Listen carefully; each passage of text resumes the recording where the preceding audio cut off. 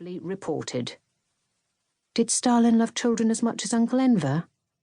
Teacher Nora hesitated. Did he love them more? You know the answer, she said with a warm smile. It is possible that Stalin loved children. It is likely that children loved Stalin. What is certain, dead certain, is that I never loved him more than on that wet December afternoon when I scampered from the port to the little garden near the Palace of Culture, sweaty, shaky, and with my heart pounding so hard I thought I would spit it on the ground. I had run as fast as I could for more than a mile when I finally spotted the tiny garden. When Stalin appeared on the horizon, I knew I would be safe. He stood there, solemn as usual, with his unassuming coat, plain bronze shoes, and his right hand under his coat, as if supporting his heart. I stopped, looked around to ensure nobody was following me, and went closer. With my right cheek pressed against Stalin's thigh and my arms struggling to circle the back of his knees, I was not visible. I tried to catch my breath, closed my eyes, and began to count. 1, 2, 3. When I got to 37, I could no longer hear the dogs barking. The thundering sound of shoes stamping on concrete had become a distant echo. Only the slogans of protesters occasionally reverberated. Freedom! Democracy! Freedom! Democracy! When I became certain of my safety, I let go of Stalin. I sat on the ground and took a more careful look. The last drops of rain on his shoes were drying out, and the paint on his coat had begun to fade.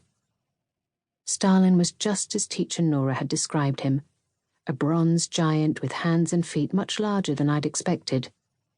Tilting my neck backwards, I lifted my head to confirm that his moustache really did cover the upper lip and that he smiled with his eyes. But there was no smile. There were no eyes, lips, not even a moustache. The hooligans had stolen Stalin's head. I covered my mouth to suffocate a scream. Stalin, the bronze giant with the friendly moustache who had been standing in the garden of the Palace of Culture since long before I was born, decapitated. Stalin, of whom Hengel would have said that he had seen the spirit of the world on a tank. Why? What did they want? Why did they shout, freedom, democracy, freedom, democracy? What did it mean? I had never given much thought to freedom. There was no need to. We had plenty of freedom.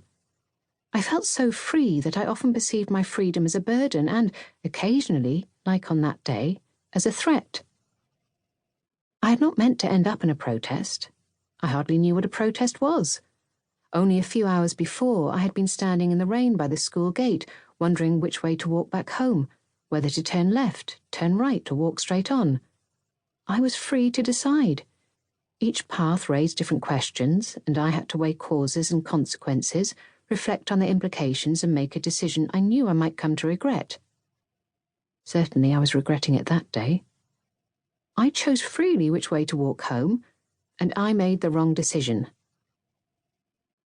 I had just finished my cleaning shift in school, after the end of the lessons. We took turns cleaning our classroom in groups of 4, but the boys often made excuses and only the girls were left. I shared the shift with my friend Alona.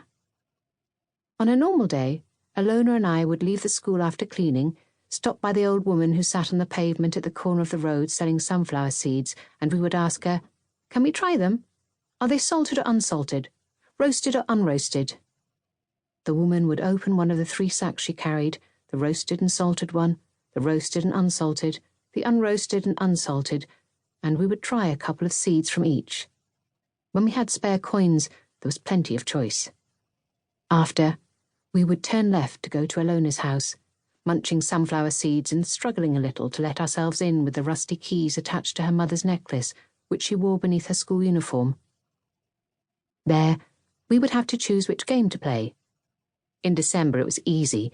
At that time of the year, preparations for the National Song Contest started, and we would make up our own songs and pretend we were going to appear on national television. I wrote the lyrics while Alona sang them, and sometimes I offered a drum accompaniment by using a large wooden spoon to beat the pans in the kitchen.